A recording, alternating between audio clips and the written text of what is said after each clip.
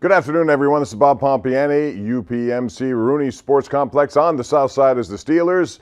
Get ready for a short week and a game against the Minnesota Vikings, who were losers yesterday to Detroit. The Steelers, an epic ending. Another one in the rivalry that is Baltimore-Pittsburgh, 20-19. A great fourth quarter. Produced 17 points as they come back to get to 6-5-1. We welcome all of you watching on Pittsburgh CW and the Steeler digital platforms. Bob Pompiani here, soon to be joined by Missy Matthews, but right now, Mike Tomlin is about to address the media on yesterday's game and the one upcoming on Thursday night in Minnesota.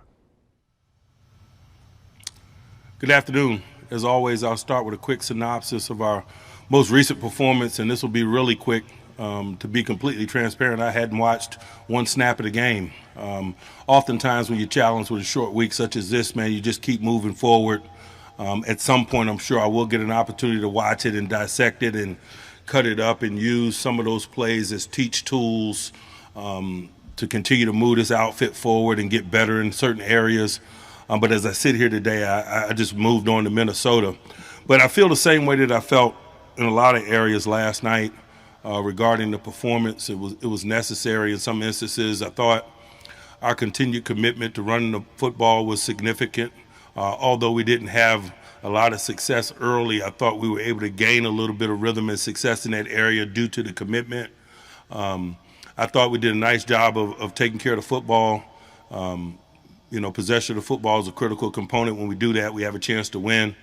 I also thought just the one-on-one playmaking, particularly in those weighty moments outside at the receiver position, has always been something that's kind of outlined this series, corners and wide outs in those moments. And I thought our guys made the necessary plays, particularly in the weighty moments down the stretch. On the defensive side of the ball, I thought we did a good job in the red zone area. And they were able to work the ball down the field some, but we had our moments in terms of being successful in that space, particularly on the first drive to get out of there with no points. I thought was significant and really served as a catalyst in terms of us settling down and settling into play. I thought the biggest component of the game was largely, we worked to keep him boxed in, and we didn't allow him to play within the 53 and a thirds yard wide field. There were several misses. He oftentimes made the first would-be tackler or sacker miss, and oftentimes the second. But I thought we had second and third opportunities at him because for the most part, we had him, confined in a certain space. He was able to get out some, and when he did, it was troublesome to us. But that's life when you're competing against a guy as talented as he is, and particularly with the number of weapons that he has. His relationship with Brown and Andrews and so forth make it a difficult task to minimize the things that he and they do within the framework of their ball. And on special teams, I thought it was just a great opportunity. We had an opportunity to bail Boz out. Boz bails us out a lot. We were able to bail him out. He missed an extra point and had a kickoff out of bounds. But such is life, man. Got a great deal of confidence in him. We'll go back into the next stadium knowing his capabilities and expecting him to deliver for us. It's just cool to take care of him sometimes because, as I mentioned, he takes care of us quite a bit. Now turning our attention to Minnesota. Obviously, it's pretty quickly after the game. I don't have a lot of clarity regarding some of the health issues. B.J. Finney is getting his back evaluated as we speak. He's at the doctor's office. I just saw Joe Hayden in the training room getting some treatment as we speak. And so don't have a lot of updates there. It's always challenging on a short week to have an inclusive mentality about those who are, less than ready. You don't have practice or full practice participation to evaluate their physical readiness and so forth. And so that's a component of it. And just the sheer time and the quickness in which the week moves, there's not a lot of opportunity for people to get on a moving train. That being said, we'll focus on the healthy ones and get those guys ready to play, work to formulate a plan that highlight their strengths individually and collectively and minimize their weaknesses individually and collectively in an effort to pursue victory. Let's talk about the Minnesota Vikings. On offense with Cousins and company, man, they're a challenging group. Dalvin Cook, man, is a very talented runner. They do a really good job schematically of highlighting his skill sets with the outside zone play, and his ability to cut it back, but also stretch it to the perimeter. Their perimeter run game in general is very impressive. Their tosses and so forth. They're really challenging in terms of that space out there in that extended C, D, and E gap area. We got to be good in that space. Our corners have to play a physical brand of football if you want to minimize some of those things. Our corners and secondary people also have to play a very good brand of football from a passing game perspective. We got our hands full trying to minimize Jefferson and his talents. Man, it's been awesome watching him this morning and kind of getting familiar with specifically what it is that he does and how he does it. I've been familiar, obviously, with his exploits, but playing against someone and preparing to play for him is different. He's really challenging. He's an easy and fluid mover. He's got great vision. His run after is exceptional because of that vision. He's able to contort his body and adjust and make difficult catches seem easy. Got an awesome partnership with Thailand, man. Those guys provide big-time challenges for defenses. And Kurt makes good and fluid and quick decisions. He always has. He generally takes really good care of the ball.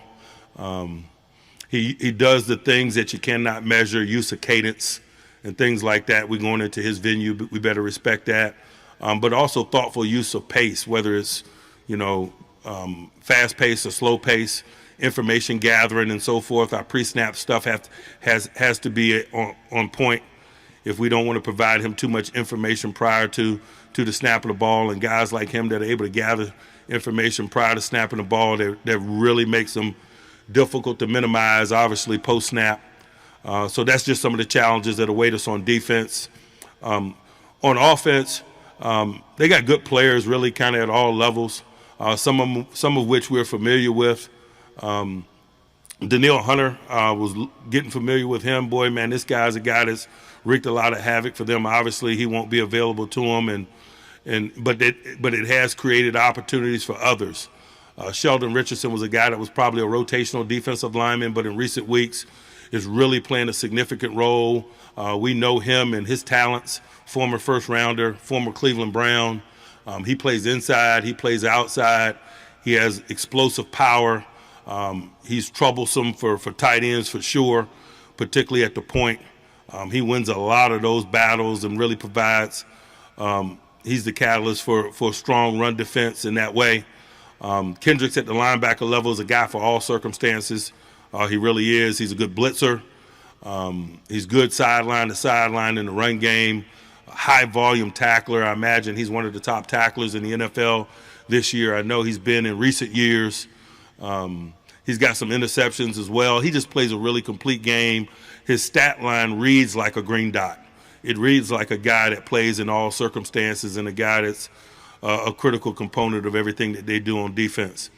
Can't say enough about a couple of quality veterans that they have in the secondary, guys that have done it at a high level for a long time and continue to appear to be doing it this year, and that's Pat Peterson and Harrison Smith, one at corner, the other at safety. Both have well-balanced skill sets. Pat P can play off, he can play bump. He's physical in coverage, he's physical versus the run. Harrison Smith, you can say the same things. Excuse us. Live television. Harrison Smith is a good blitzer. He's a good box safety. He's good on the half field. He's good in single high. He's good in man-to-man. Those two guys are those savvy veteran leaders and provide that stable presence that I'm sure every secondary needs and covets, and they do a really good job of providing that in the plays that come with it for them. And so there's a lot of things that has our attentions, but probably the most important aspect of it is our approach to business this week, the things that we value in preparation and how we allocate our time and the things that we push to the front of the line in terms of preparedness. And that's a critical component of it, man. When you're playing on a Thursday night, you're working on a short week, it's unrealistic to think that you can get all the things done that you desire to do, but certain things carry a higher priority than others. And those of you that have been around us know that situational football is a component of that. Those weighty downs, those possession downs, short yardage, red zone, goal line, etc. We got to make sure that we have a good comprehensive plan in those areas regardless of circumstance. And so we roll our sleeves up and we go to work. We're excited about doing so and look forward to getting back in the stadium here rather soon. I'll pause for questions. Mike, you somewhat wryly noted after the game, I hope our alumni are proud of us. When former players criticize and basically insult your team, do you take that personally? Doesn't it motivate your players at all? I don't view it as an insult. I know many of the men, and I know the spirit in which, they deliver the message is motivational. If they were wearing helmets and in the locker room, those are some of the things that they would be saying. It's motivational. It's a brotherhood. It's a fraternity that unless you're involved in it, it's difficult for you to understand. But definitely not seen as insulting in any way. Mike, why was Witherspoon the guy that you identified to replace Hayden pretty much solely this past game? And did he benefit by being able to play an entire game and instead of going snap to snap, knowing that maybe he had the ability to make a mistake and work his way through it? It was one of the chief reasons we acquired him when we acquired him. He's a veteran guy that's assumed that role in the past, has played starting football and played a lot of football. But he got on a moving train here, and so he had to learn what to do and bide his time and wait for his opportunity, and the opportunity presented itself, and he displayed readiness, which is not surprising by us. He's been engaged in the preparation process, whether he's had a significant role by plan or not. He's been highly professional in preparation, and so we're appreciative of his efforts and probably not overly surprised by it. Yeah, Mike, have you found anything over the past few years in a way to condense a full week of work into like 1 or 2 days on these short weeks? It just really depends on your present circumstance when you get to these games, the overall health of your team, where it is occurring in the journey. There's a lot of variables. I don't deal with it in a cookie cutter fashion, if you will. I look at the present circumstances of the makeup of this group. For instance, last year we had a very veteran group in a lot of ways.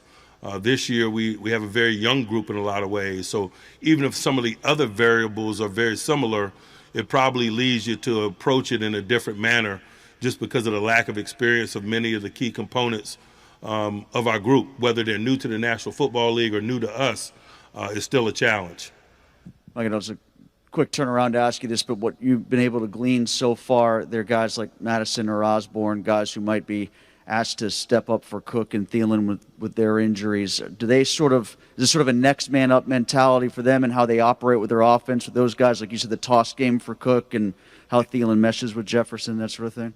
It is no question. Just in the running back position alone, Madison, I think it's been 3 games, where he's had significant amount of carries or been the featured runner. He's been over 20 carries in all of those games and has been over 100 yards in 2 out of 3 of those games, and I think he had 90 in the other.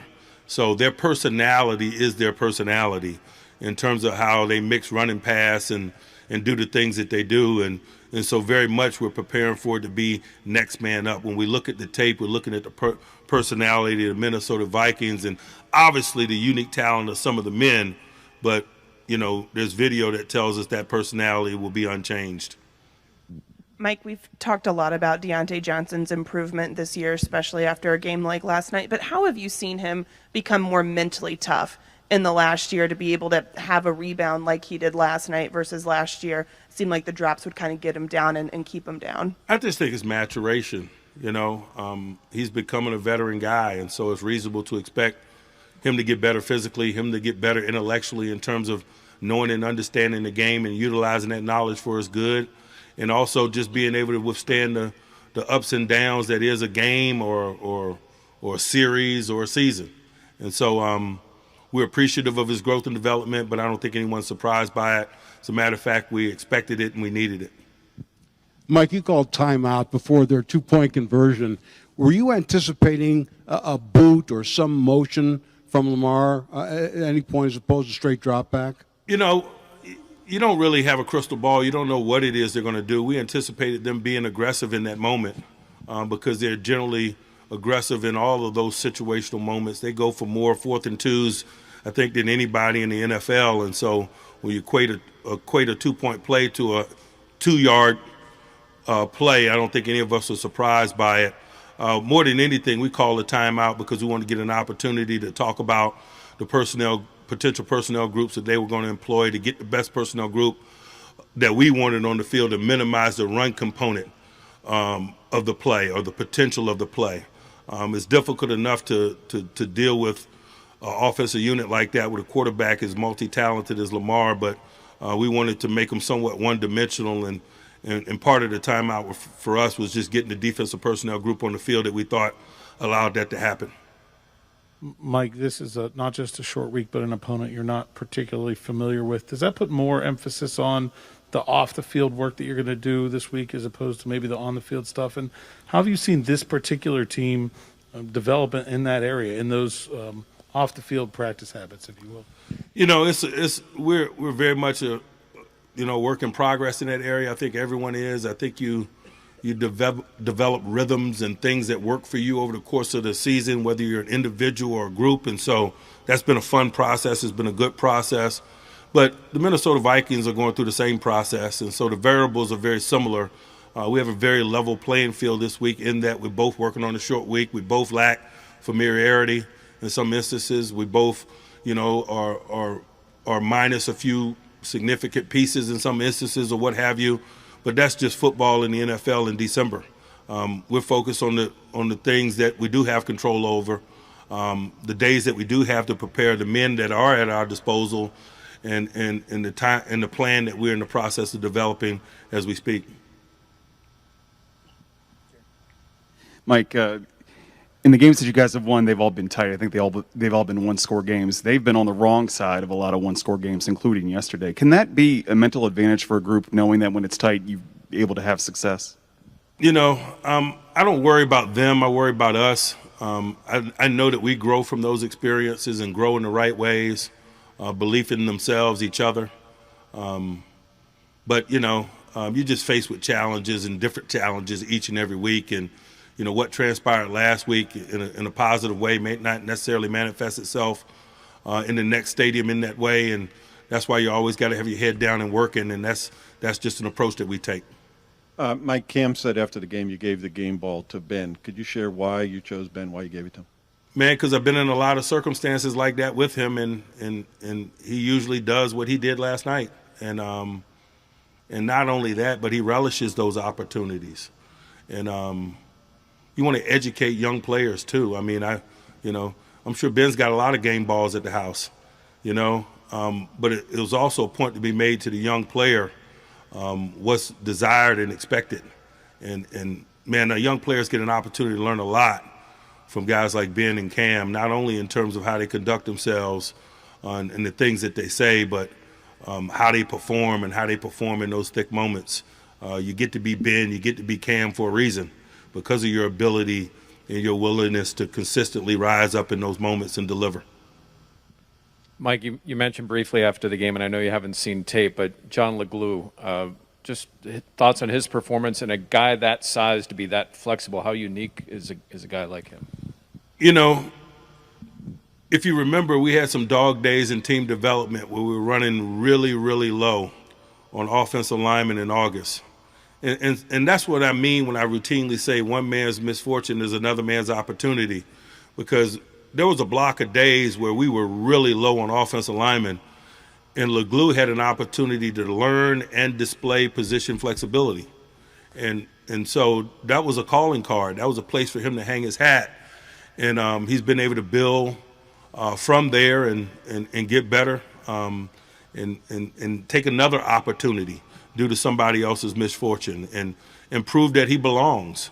And that's what this game and this business is about, man. That's one of the things that I really enjoy about being a part of it at this level.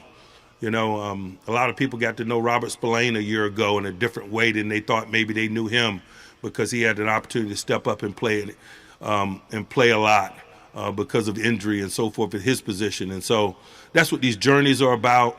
That's why we don't discount any man, particularly a professional man who's working and working hard while he waits for his opportunity. This is not a patient man's business, but they better learn to work while they wait. Mike, I think this play happened right in front of you, right in front of the bench, when TJ got called for taunting. What exactly did he do, and was it warranted? I don't know what he did. I just accepted the penalty and moved on, and so did TJ and the rest of our group. Mike, Joe Schobert told us last week you were a little bit louder in the team meeting on Monday coming off of that loss. You guys had an extra padded practice. How did you see some of the younger players on your team that kind of step up for big plays, like TJ Watt and Minka Fitzpatrick, not just in the game, but as potential leaders respond to your message last week? You know, I'm not going to make a big deal out of that. That was necessary and appropriate by me and by them. Mike, one more thing about Leglue. Is it he was thrown in, obviously in the game there rather than leading up to the game where he can prepare for it? Is it more difficult for a guy to be just thrown in there and not sure, or, preparing for a week? I don't know, man. Ask Leglue. I don't know that he has much of a resume to call upon, so I didn't think it mattered. I think it was going to be challenging regardless. Mike, in a game yesterday when things were slow going for the offense, seemed like you found something there with the no huddle in the second half. Is that something you guys can use more regularly to try to sustain success and consistency on that side of the ball going forward? We didn't use a whole lot of it, to be honest with you. We were just working at pace from time to time. We thoughtfully utilized it to minimize some of their possession down packages. They got these personnel groups on third down that are really challenging. When they run them out there, they're very multiple. And so we were pacing from second down to third down, but it wasn't a global no huddle. It was done to kind of minimize some of the things you get from them on those possession downs. Mike, how does a guy not practice, strap on cleats, race around trees for a week, and then come in and have 3.5 sacks? It's a global body of work. This wasn't his first exposure to professional football or us. He's been a part of this thing. He's got a cumulative body of work or preparation to call on, whether it's over the course of his career here or throughout the course of this season. That's why I call on it when oftentimes you guys ask me about Ben's level of participation or lack thereof in practice. He's been on the job 18 years, man. His cumulative body of work is an asset to him. It needs to be. It aids in the preservation of him. It also aids in getting guys who have less experience more work. And the same thing could be said for guys like Cam Hayward, who oftentimes doesn't work on a Wednesday, or a guy like TJ Watt, who we didn't do it by design, but he missed some time, and it provided growth opportunities for Taco and Derek, and he did his deal and called on his cumulative body of work in an effort to execute. I think one thing that everybody noticed when the schedule first came out was a short week after Ravens week. For all the intensity that goes into Ravens week and the physicality of the game, when you've been around your players coming off of Ravens week, have you found the bigger challenge the emotional get back up, or is it the recovery physically? I'm not concerned about it. They're coming off of a big game versus a division opponent as well. I've been in the NFC North. I know what those divisional matchups mean in that division. That's big ball for them, playing against Detroit Lions. And so from that standpoint, it's fair. And so I'm not wasting a lot of time pondering those things. I'm more focused on getting this group ready and in the right frame of mind and in the best physical condition we can get them in to go into the stadium. Mike, here's a hypothetical question for you. Say the roles were reversed yesterday, and that was you down on the goal line. Would have your decision been impacted at all to maybe avoid overtime because you have a Thursday night game coming up? Possibly, certainly. Oh, Mike, I got a defensive line question, but first, any update on Stephon Tuitt? None. Okay. Montavious Adams, when he comes in, and obviously had an impact yesterday, but he was only here, wasn't even here, I think, a week ago right now. Do you just put him in there and keep it simple and say, go in there and play? How much information do you give him? Some jobs are easier to do on the fly than others. Generally, man, the defensive lineman, you tell him what gap to play in, and you encourage him to stay in that gap, and it's good business. It'd be more challenging at some other positions, and so I'm appreciative of his efforts. I don't discount it, but it's probably one of the easier positions to kind of get on the moving train with when you really look at it from that perspective. And not to mention, he was surrounded by some guys, some veteran guys that were very helpful from an assignment standpoint in Wormley and Hayward. Mike, when we talked with TJ after the game last night, he said that yesterday was kind of a momentum game, that you guys can really build off of it. How do you kind of balance turning the page quickly while at the same time saying, hey, we did a lot of this well, let's kind of continue to carry that forward? It's about having good days. It's about making sure today's a good day. It's about making sure that tomorrow's a good day. Nothing changes in that regard. The outcome of the game is irrelevant from that perspective. We need to stack and have good days if we want to continue to evolve in the right ways, individually and collectively. And so that's our focus. Mike, when TJ talked about kind of what he was dealing with last week with COVID, said that he was, running around trees, doing things like that. How does he compare to other guys you've had who are just relentless in practicing, and maybe you want to say sometimes, hey, you don't have to do all of this during the week? He's unique. He's unique in a collection of unique people. But his production, his output is unique. And so, we shouldn't be surprised that his method or his process is unique. His level of effort, his attention to detail, his intensity, all are unique. Final one here from Brian. Yeah, I just wanted to follow up on the question on Adams. I know you guys were in a pinch health-wise last week with the D-line, but with him and the way he played, do you think you might have found something there? Going forward, is he a good fit with you guys? I mean, just maybe. It was a good experience. We had the opportunity to walk up the tunnel together, he and I, after the game, and I expressed appreciation for his efforts. He expressed appreciation for the opportunity, and that's what this game is about, isn't it? Particularly at this level, guys getting opportunities and taking advantage of it. And so I'm looking forward to getting to know him more, getting to know his game more, and hopefully elevating his game in an effort to help elevate us. All right. Thanks. All right, that's Mike Tomlin as we welcome in Missy Matthews. And Missy, it's a short week for both teams. I think Mike Tomlin made that pretty clear.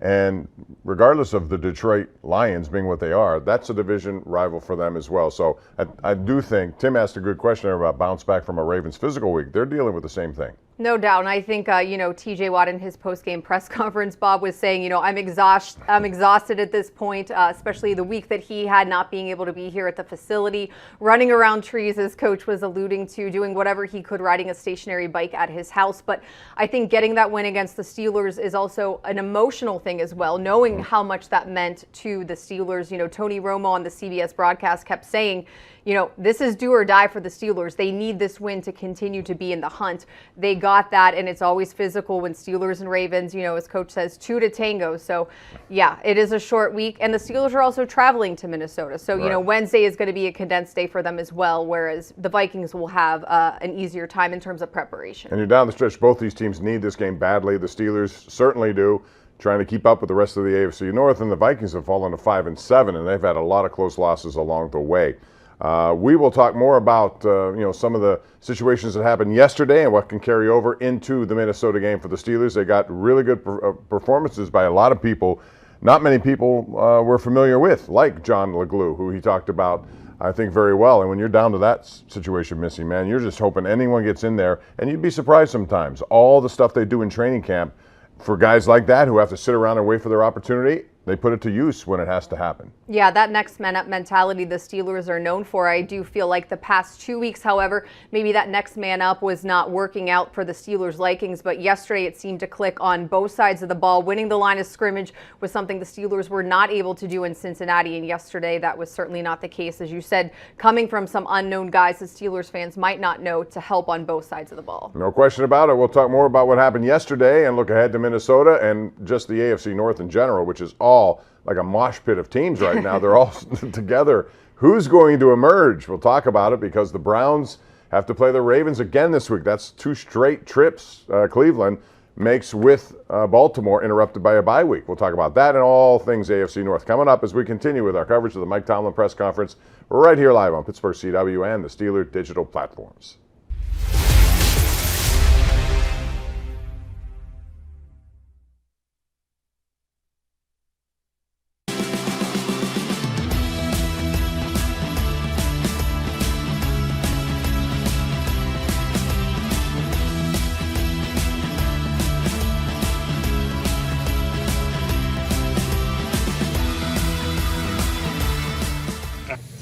to Ravens-Steeler game?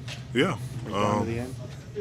Man, it's a battle. You better be ready for 60 minutes and almost plus.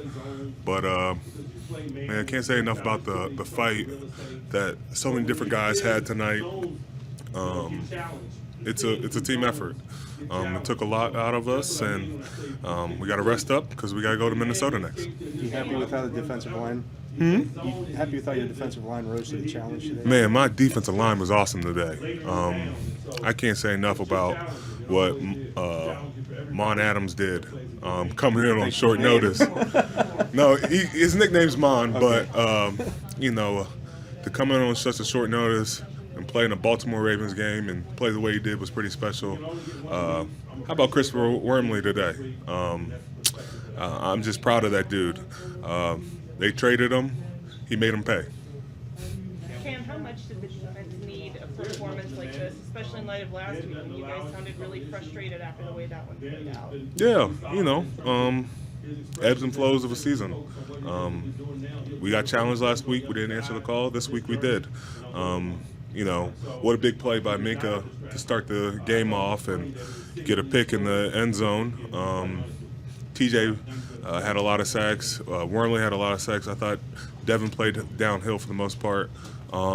It was just a collective, approach.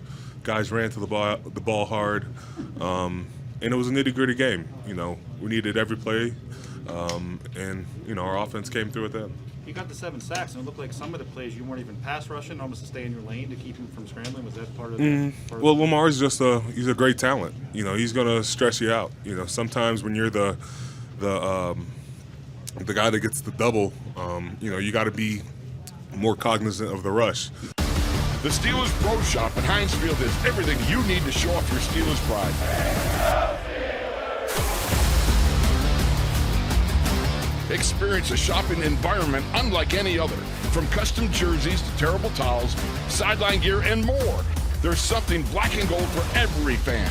Get your Steelers gear directly from the team this year. Visit shop.steelers.com for more information.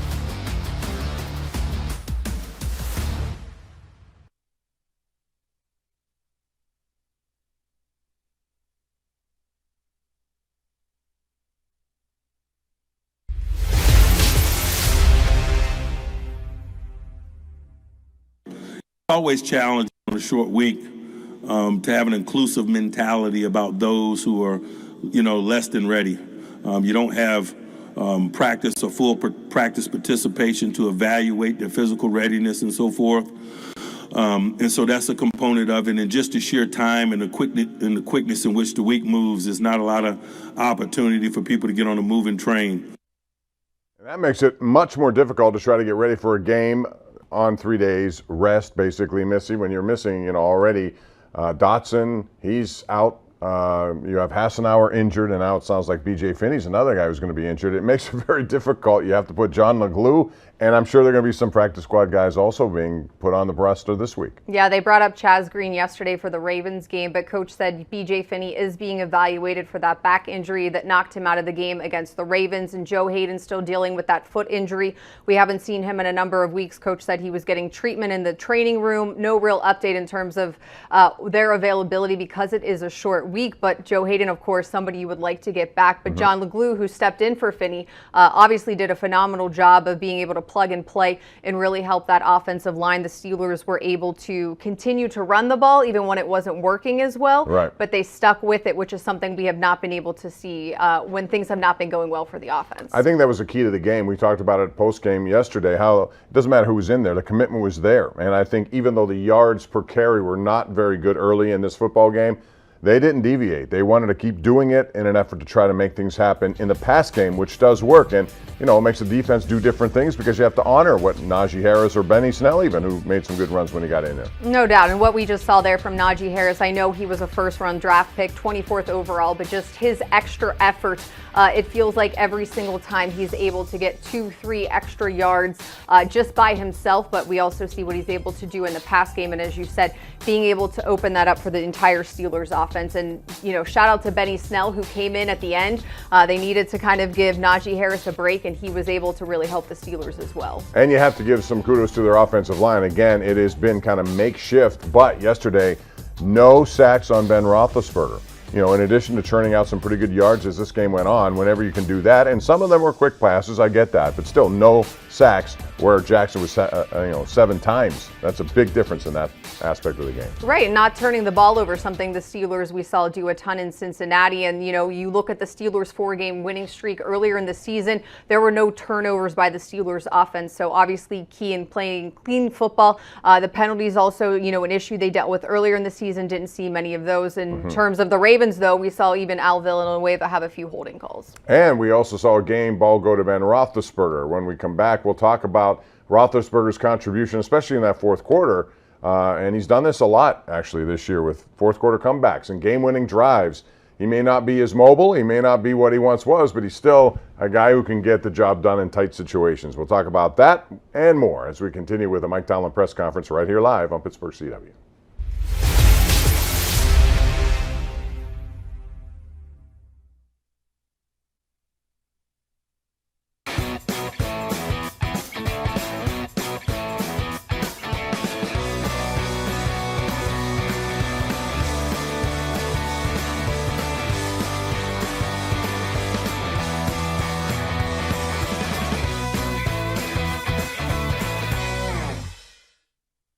Deontay, you guys weren't on the field a lot in the first half. Did you feel maybe some momentum changing in the second half?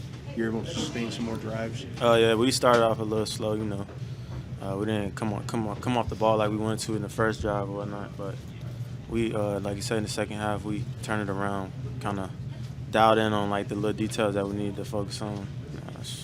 That momentum carried throughout the rest of the game, and we was able to pull out the win. Seemed like the running game, you kept building with her, you kept trying it, and it eventually kind of started to be more effective. Did you feel that? Yeah, the more you keep pounding the ball, eventually something gonna break open and whatnot. And then we started to wear them down up front. O-line was doing a great job coming off the ball, pushing the D-line back, and we was able to get those 5-6 yard gains, and that was just wearing them down. We was able to keep capitalizing on it. Cam said Ben got the game ball today. Was this just him at his best? He plays good all the time, in my opinion. I mean, yeah, he gonna throw picks here and there, but at the end of the day, he's a great quarterback. Hall of Famer in my eyes. I'm pretty sure in everybody else's eyes as well. But at the end of the day, it's a team game, so we all played as one, and we knew the end goal was to obviously come out on top, and we executed that. You come back with 2 touchdowns in the second half. Is that kind of good for you after the drop in the first half, and you're kind of kicking yourself one out? Yeah, I kind of, was just I take all responsibility. I got to catch the football. Couldn't let that get in my head. Obviously, got to look forward to the next play, and I was able to capitalize on that the second half, get the offense going. Those splash plays that we needed down the field, and like I said, I'll finish strong. And I'm just going to prepare for this week. That show some growth on your part? I mean, would that have been something that would have bugged you in your previous big time years? maturity, Because last year, I don't know what I would have done in that situation. Probably folded. But at the end of the day, I remember, it's going to happen. It's just how you respond, and I responded in a positive way. So, and I carried over, and I was able to get in the end zone 2 more times, So.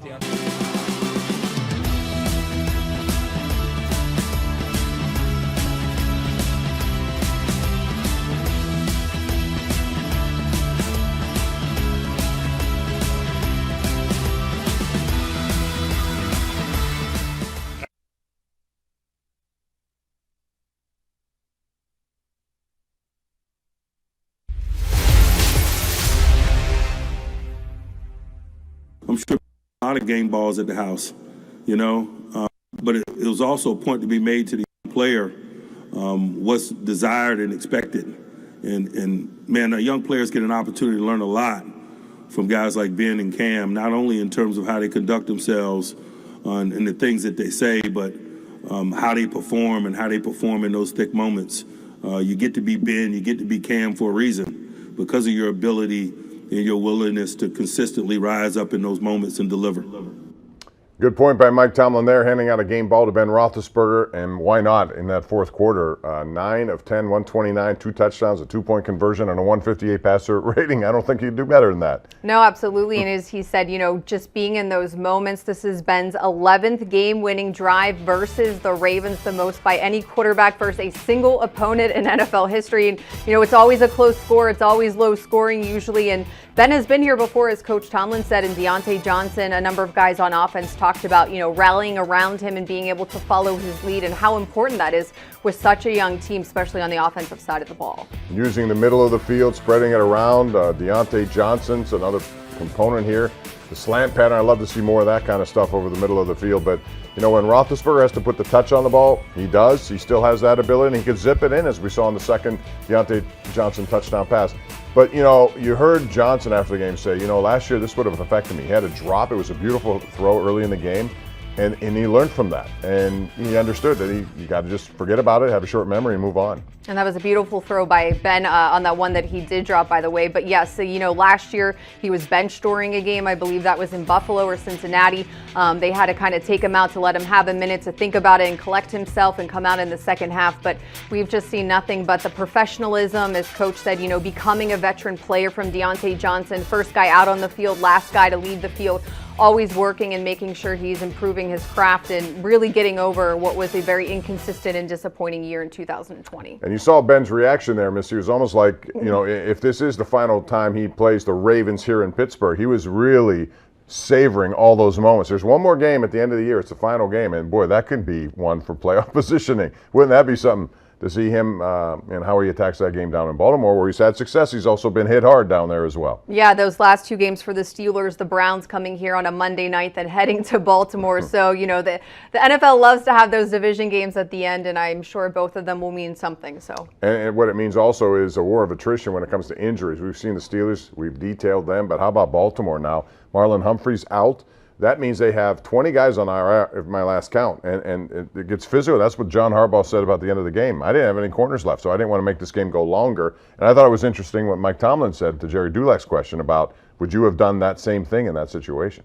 We've seen Coach Tomlin do it before, going back to that San Diego game, Le'Veon Bell, the walk-off touchdown. I think it does depend on the situation, and it's also, what do you feel your offense is doing? Do they need to play it safe, or do you think they could go into overtime? So obviously it ended well in the Steelers' favor. An amazing way to get the win, as don't take them for granted, as Ben Roethlisberger says, because they're always crazy. And it would have impacted his decision if they were in that position. The fact that they got to play on a short week, you won another 10-minute overtime, it could take some wear and tear. Thank you. No, it's a long enough season already. When we come back, Mike Tomlin heard it. Everyone heard it. Criticism by former Steeler players and greats. He had an interesting answer about that. Coming up when we continue on the Mike Tomlin press conference right here on Pittsburgh CW and Steeler digital platforms.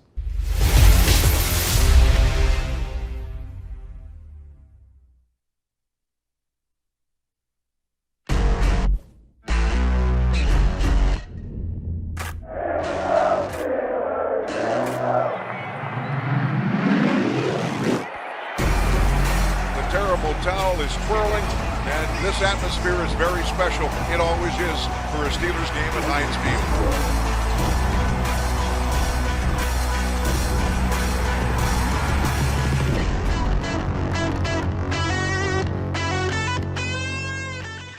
Obviously, there's big wins. How important was that, and especially the response after to the way you guys played last week? Huge win. Anytime you play that team, that rivalry, that it's a battle, and that's what that game is. I mean, that was kind of the perfect Ravens-Steelers game, if you will. And so, huge win for us, especially at home against that team. Like you said, especially after last week. Great bounce back by everybody. Just so proud of everybody. I'm hoping you can speak to either the accuracy or the relevance of the report that says that you've told everybody that you're going to be done after this year. Well, I haven't told everybody that. Honestly, we just got done with this game. I'm exhausted, and we play in a couple hours, it feels like. And so that's my focus. My focus is on Minnesota and what we have to do to get ready. I'll address any of that stuff after the season. I've always been a one game at a time, one season at a time person, and I'm going to stay that way. Ben, you talked about approach. Is it hard to do the one game at a time and not think about? No, this might be the last I've been doing it for a race? long time. You know, I've enjoyed this game and this game specifically, and winning at home in front of our fans. It's awesome. Ben, you talk about bounce back. How about Deontay today? Drops the touchdown pass and then caught everything. Yeah, he's, you know, that's what I talked about before the game. I said, you know, I kind of told the guys without going into great detail, you can go against teams sometimes that are better than you or equal to you in terms of skill. What's going to separate you is your heart. And I think tonight we had guys that showed a lot of heart. He's one. You know, you drop that ball and then he comes back and makes a bunch of tough catches, a bunch of physical type plays, running for extra yards. And I'll speak on him, but other guys too. I mean, Leglue comes in and at left guard early in the game, and steps up and does some amazing things. I mean, we have to run the ball on that last drive a bunch.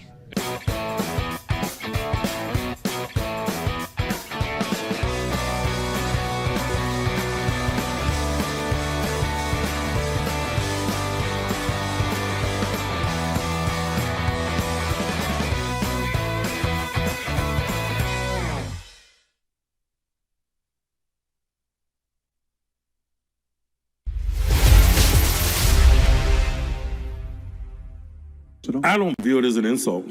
I know many of the men, and I know the spirit in which, you know, they deliver the message is motivational. You know, if they were wearing helmets and in the locker room, those are some of the things that they would be saying. It's motivational. It's a brotherhood. It's a fraternity that unless you're involved in it, it's difficult for you to understand. But definitely not seen as insulting in any way. Mike Tomlin asked about all the criticism being levied by not just media members and fans. It's about players who played in this organization, specifically Ryan Clark, Rocky Bleier, Ryan Shazier. A lot of them came out with it. And I thought that was a good answer, too. But obviously the message was delivered because the physicality ramped up this week. Of course, it's Baltimore. That would, you would think, take care of itself. But it doesn't hurt to hear it from those guys. No, and I also think, you know, in terms of what Coach Tomlin said last Tuesday, it all kind of started that Monday following the horrible loss to the Cincinnati Bengals. And he said on last Tuesday, you know, I agree with what they're saying. So it wasn't like he was trying to say, you know, we're shutting out the noise. I think acknowledging it and maybe taking it to heart, whether it was for the younger players who were hearing it and you see things on social media, realizing that that's just not Steelers football. That's not how you play the game. So, hey, it worked. Keep it coming, right? Yeah, and it's interesting in that Baltimore game, you can get carried away trying to make those physical plays and get out of your lanes. I thought yesterday, and they've done this in a very uncanny level, the Steelers have been able to figure out Lamar Jackson. I mean, you don't expect 7 sacks in a game, no matter who the quarterback is, but especially him, just the way he does it, which brings us to our Bet MGM by the numbers, Missy, and that pretty much sums up what they did defensively.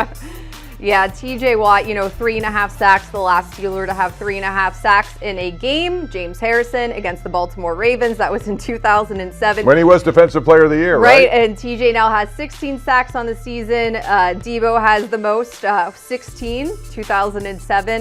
So TJ obviously has a chance to break that record and some.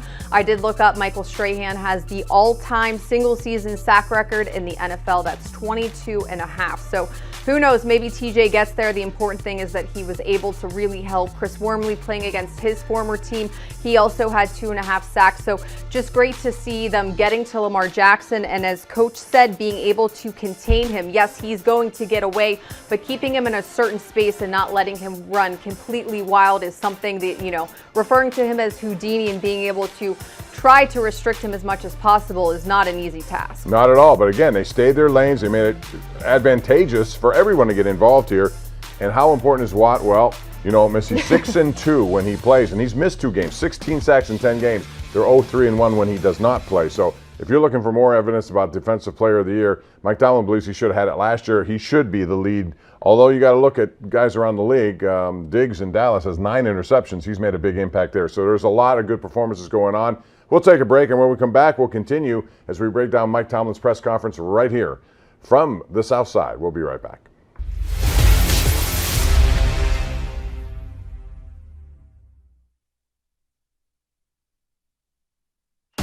The Steelers Pro Shop at Heinz Field has everything you need to show off your Steelers pride.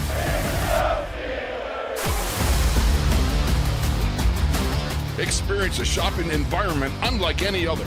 From custom jerseys to terrible towels, sideline gear, and more. There's something black and gold for every fan.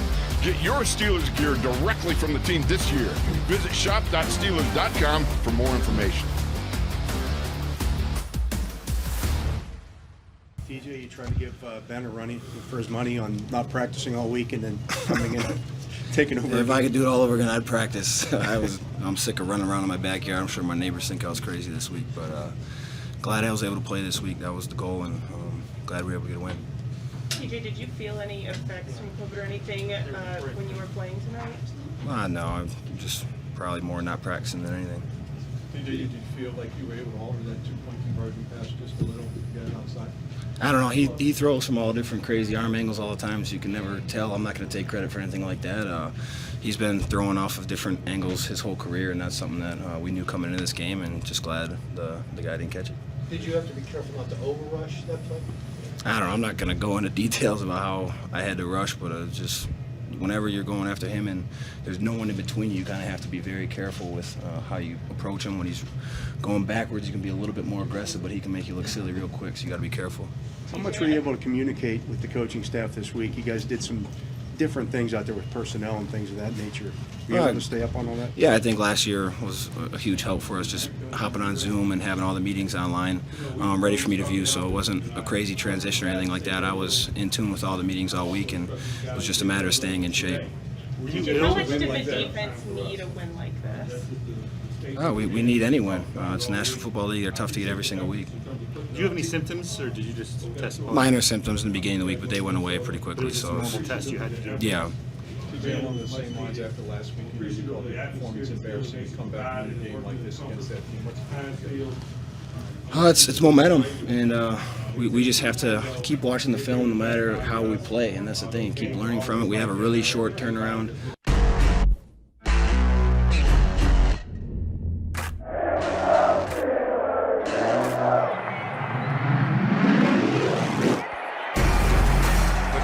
Towel is twirling, and this atmosphere is very special. It always is for a Steelers game at Heinz Field.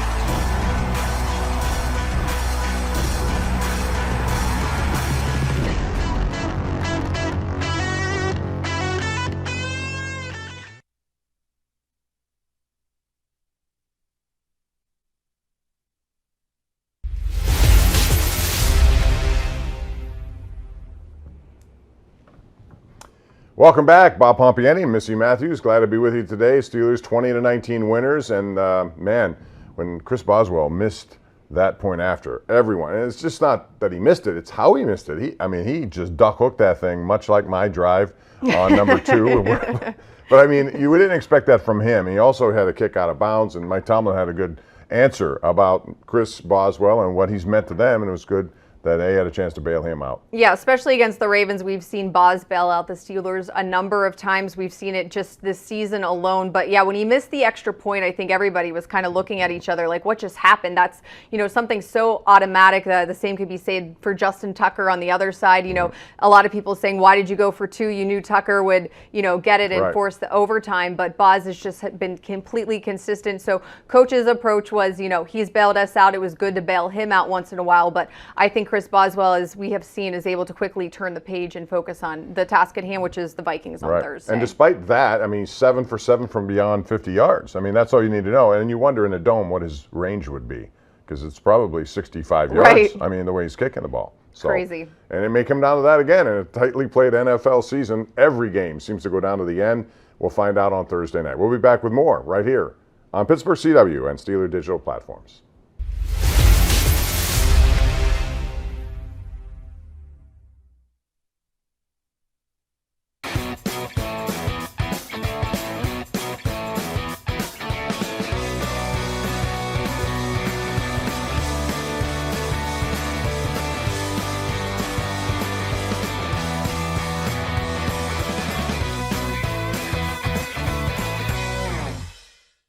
You doing that against your former team and making all those plays at those sacks? Yeah, I think no matter what the week is or who we're playing, I want to perform well. But it's extra special when you do it against a team that traded you away. Chris, given the way you guys finished the game and the team that you're playing, Is this kind of a turning point for this team, you think, down the stretch? Did this maybe like give you guys some kind of boost or momentum? Yeah. I think anytime you're playing a division opponent and the way these last couple weeks have gone, this is definitely a boost for us. We have a game in 4 days, so it's a quick turnaround, but I think at the end of the day, we needed this win, and we got it, and we fought hard as hell for it, and I'm proud of the guys for it. For a guy like Lamar Jackson all week, but it's different playing him. What was the key to limiting him in the way you did, keeping him in the pocket for the most? Yeah, just our rush lanes were the biggest thing, keeping an edge with TJ and Alex, and then Cam and I and the other guys pushing the pocket, and for the most part we did that. Obviously, Lamar is Lamar, and he's going to do what he does, and I think for the most part we contained him, especially when we know that their rushing attack is their biggest weapon.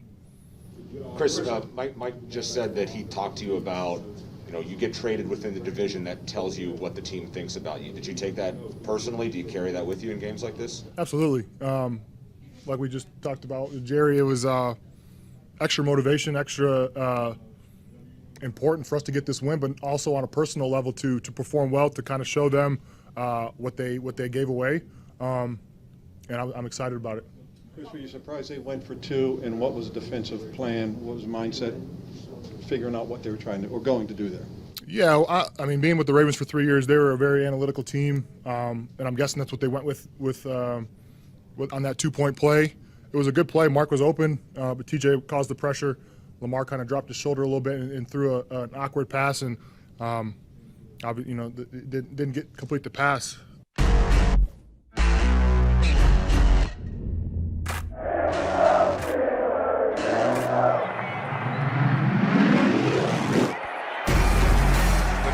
Towel is twirling, and this atmosphere is very special. It always is for a Steelers game at Heinz Field.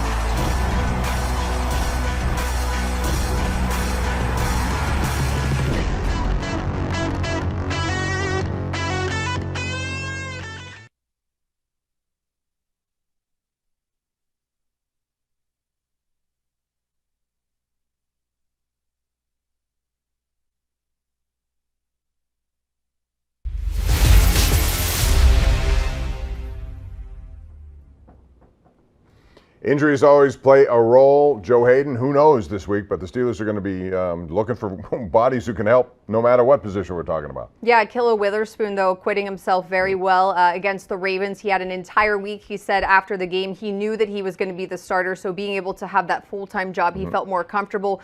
Traded for him in September, so hopefully if Joe Hayden isn't able to go on the short week, he can step in again, and hopefully you get Hayden after a nice long stretch where you're, having a few more days to get healthy. We're out of time. Thanks, Missy. Appreciate it. Always good to be here. Looking forward to next week. And reminder, the Mike Tomlin Show, presented by 84 Lumber, 9 p.m. this Wednesday on Pittsburgh CW. Have a good week.